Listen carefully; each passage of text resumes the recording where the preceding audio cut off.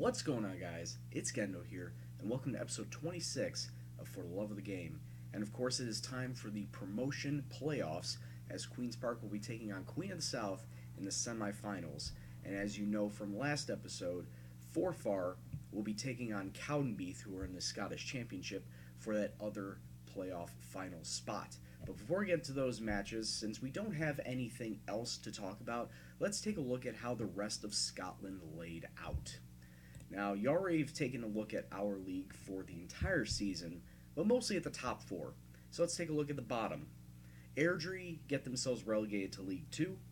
Brechin find themselves in the relegation playoffs. So who will they be facing in that relegation playoffs? Well, taking a look at League 2, not East Stirlingshire, as they have won the league, but they'll be taking on Peterhead, Arbroath, and Turf United. Turf United actually one of those teams that came up through the Highlands League because they defeated Stenhousemuir earlier in this series. And funnily enough, or more surprising than funny, Stenhousemuir have yet to get back up into a promotion playoff to get back into League 2. So that just shows that how far Stenhousemuir has fallen off the cliff, and as on the other hand, shows how well Turf United has gone in recent years. But if you take a look at the bottom, Ayr are going into the relegation playoffs. Who are they going to be facing? They're going to be facing off against Dalbeattie Star from the Lowlands League. I don't see Dalbeattie Star pulling off an upset. Ayr should take that with little to no problem. Moving up to the Scottish Championship now, who is all coming down here? Berwick find themselves far and away the worst team in the Scottish Championship and will be back down into League 1 for the next season. Of course, Cowdenbeath in the relegation playoffs, Dundee United, far and away the best team in the Scottish Championship, blowing out Dundee FC by 18 points to take the Championship League title. Outside of Dundee, Motherwell and Falkirk will also be taking part in the promotion playoffs there. And then sitting up top in the Scottish Premiership, Rangers find themselves winning the league this time. When was the last time the Rangers won the league? Back in 2011, so 10 years. It took Rangers 10 years to get themselves back into the Premiership glory and find themselves winning the Premiership this year's. Second place belonging to Celtic and third place to Hearts. Kilmarnock find themselves relegated, and Hibs in the relegation playoffs. All right, so that's Scotland in a nutshell. So let's go into our matches. Firstly, we're going to be away from home. We're going to be at Queen of the South. And they're coming out with a 3-5-2 formation, it looks like, which is going to cause us problems since they like to pack the midfield with that formation. Of course, we're going to be going with our 5-2-3. Sean Duncan's going to be in net with Mulholland, McLean, and Gibson manning the back line. Our two wingbacks will be Danny Kelly today, starting for an injured Michael Alexander, thanks to the injury he picked up versus Alloa. And then Ewan Mullen out on the right wing back. Our two center mids will be Rennie and Jack Downey today. And our three strikers will be McLaughlin, Black, and McKinnon. Let's start off strong because, well, draws don't really help us here. All they do is hurt us.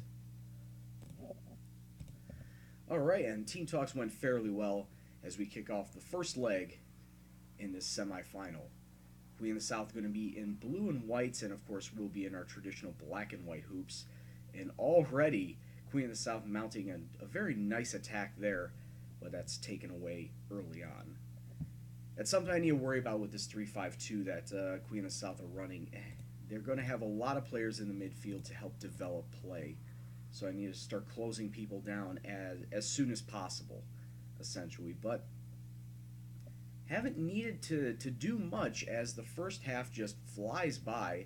I saw there were plenty of shots on the stat sheet, but apparently nothing worthy of any replays, So we go into the half 0-0, which isn't bad, but we could we could definitely do better.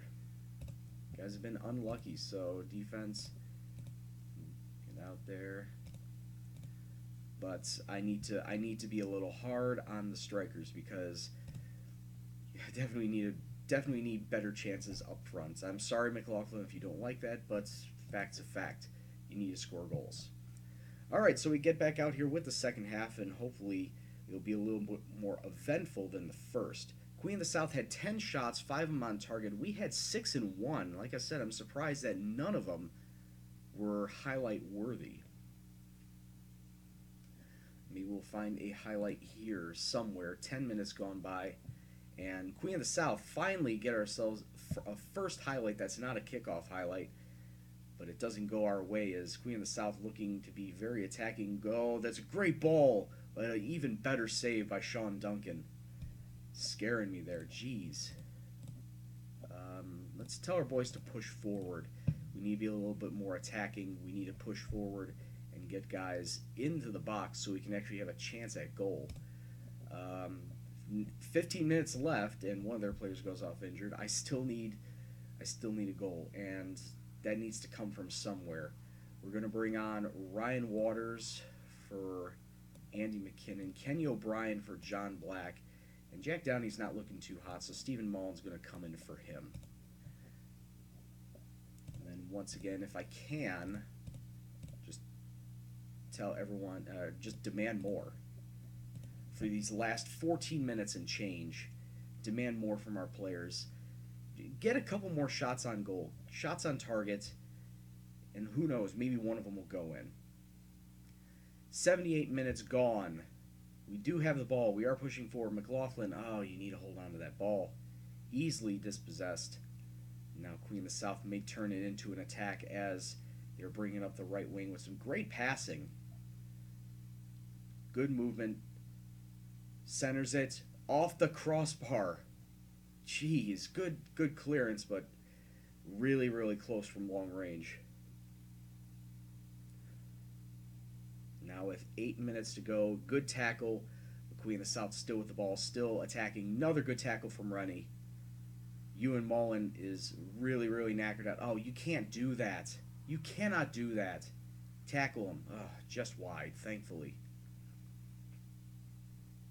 Now Queen of the South is doing everything they can to get a goal here. Good save by Duncan. I think I'm going to just tell everyone to tighten up. Might as well go back home with a 0-0 draw, knowing that I need to just get a win to advance.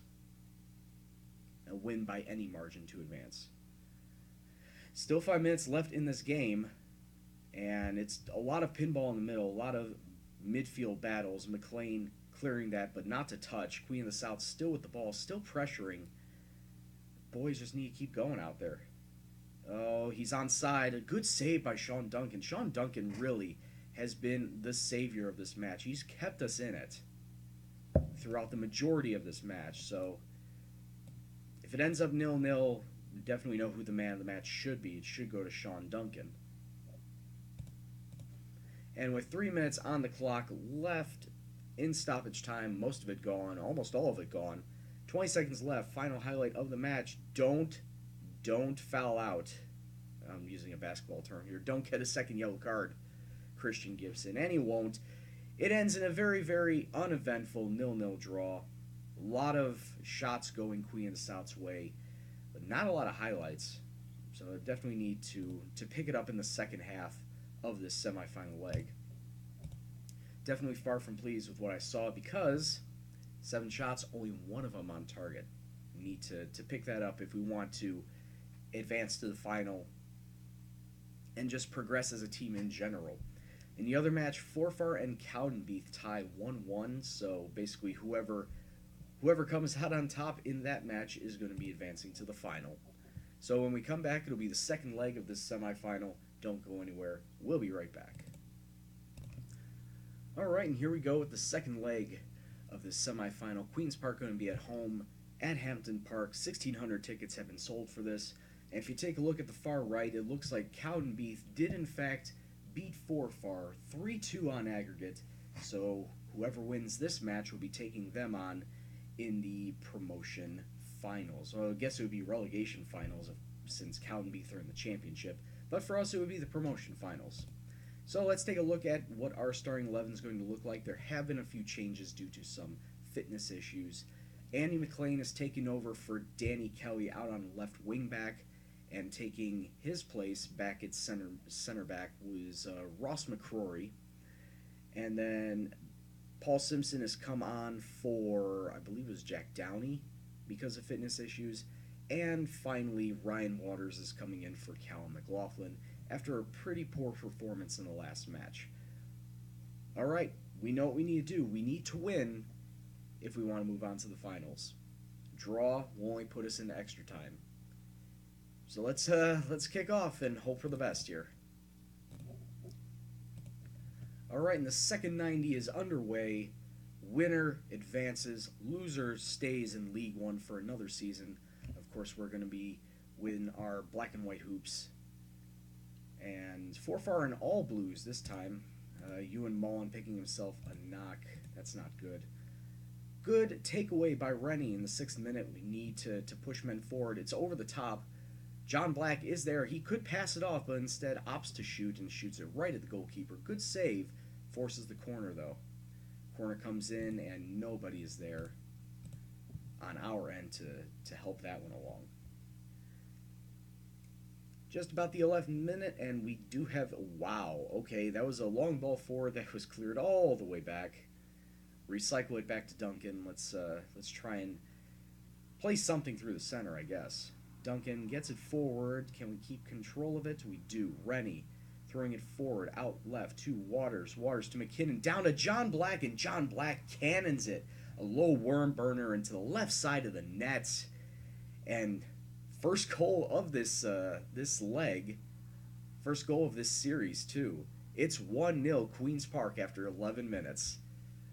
And we're one step closer to moving on to the final. But it is still early doors.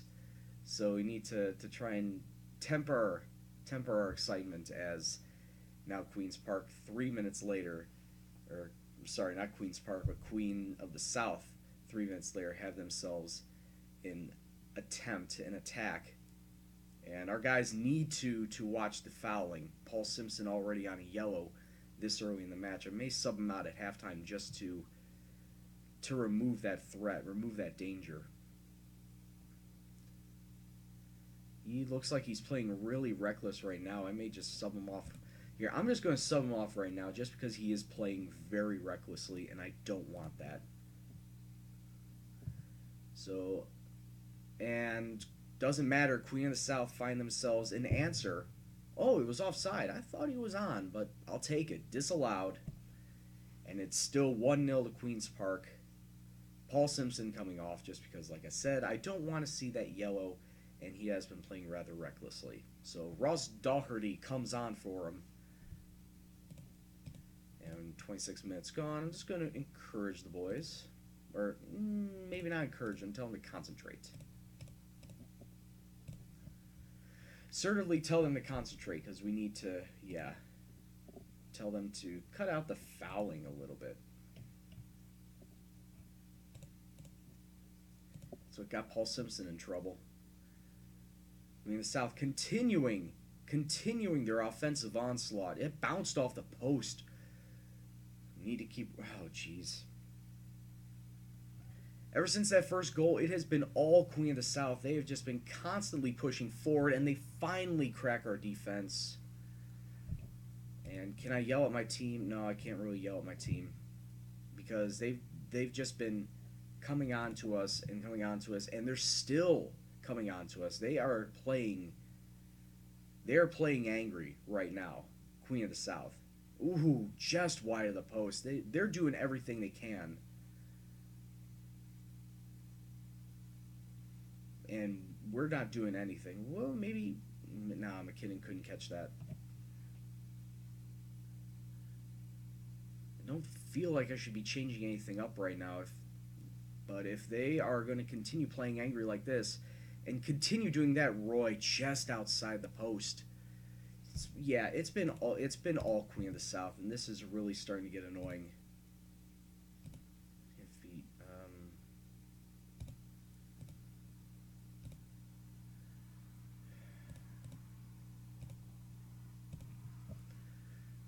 Just try and do something to try and,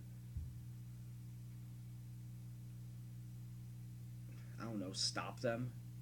Stopping them sounds good right now, but they're just passing us off the park, finding all sorts of these lanes. But when you give up that much in the midfield, oh, when I'm only playing 2 in the mid and they're playing 5, that's to be expected. Another ball just wide of the post.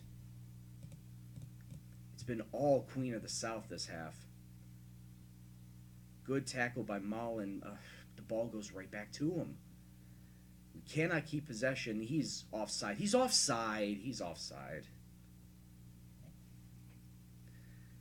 But once again, Sean Duncan runs out to the ball and then immediately stops and turns back, giving up that space.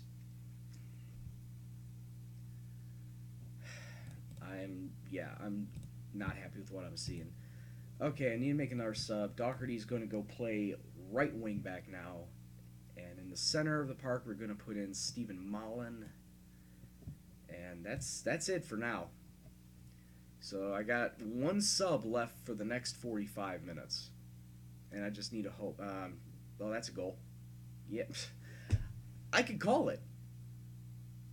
Between 20 25 yards out, if it's right on the edge of the box, if it's the opponent, it's going in. Because it never goes my way. Ever. I can't count how many times where there's a free kick on the edge of the box. If it's between 20 and 30 yards, it is not.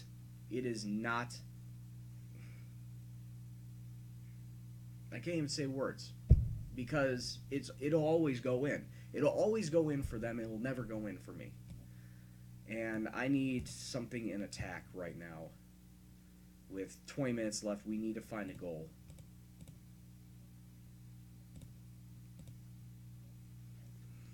Higher tempo, push higher up. The space.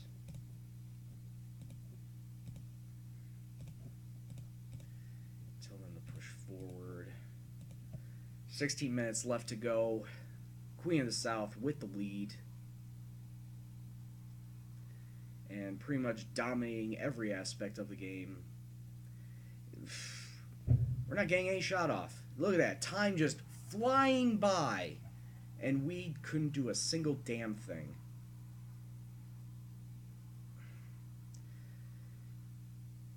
And it's pretty much game over right here as Queen of the South just completely dominate us twice, back-to-back matches. Yes, they won here, but they were unstoppable in the second half of the first match. And I thought we would have had a chance since we defeated them twice in the regular season. But a draw and then this completely dominant performance by them. Well, we don't advance, and I'm far from pleased with everything I've seen from this. So yeah, you're fired up now. You're fired up after you're eliminated. So we don't advance to the final. Queen of the South's going to be taking on Cowdenbeath then. And we just have to look back and say, okay, we need to try again next season. Hope we don't get relegated and maybe try and get into a playoff spot once again.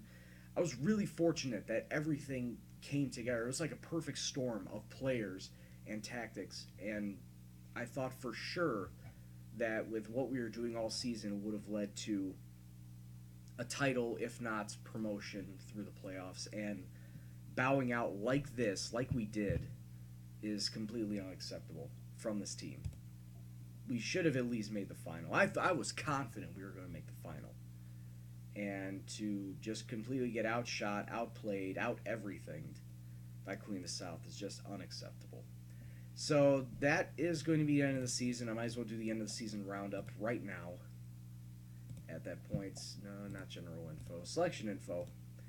As we take a look at who were the best players throughout the season. Top goal scorer, John Black. Got himself 19 goals. The only other person with double digits, Andy McKinnon. Next closest was Kenny O'Brien. He only had 6. So definitely, if John Black or Andy McKinnon were playing, you would have been likely to see a goal. And, well, in over these two matches, you only saw one, and it did come from John Black, so I guess that is somewhat true. In terms of assists, it was evenly distributed amongst the team. Andy McKinnon picking up 10, being one of the left or right side strikers, so he would be constantly passing it off to John Black, who was in the center. Next closest were Michael Alexander and Andy McLean, both picking up 7, and then John Black with 4. Best player on the team, nobody above a 7, which is really disappointing. However, Andy McKinnon was the closest with a 6.97. John Black with a 6.93. Makes sense. The two best strikers on the team picking up the best overall rating. Steve Donaldson, yeah, I can't really fault him. He was only brought on for 7 matches. Jack Downey, I'm probably going to get rid of. Daniel Hoban, backup goalkeeper, can't really get rid of him. But a lot of faults in the midfield. Like I said, Jack Downey, Paul Simpson, both midfielders. I'll have to try and look to see what the midfielder crop is going to be in this coming off season, as that seems to be the big spot that I need to fill in the upcoming season. So, well, that's that. I will catch you back at the start of the 2021 or 2020-2021 season. We're going to be back here in League One with a couple new faces. I'll let you know who they are in the next episode, but until that time, I'd like to thank you very much for watching. If you liked what you saw, please hit the like button, subscribe if you're new. Comments, suggestions, questions, anything else, please leave in the comment box below. But as always, this is Gendo, and I'll see you in the next video. Take care, and peace out.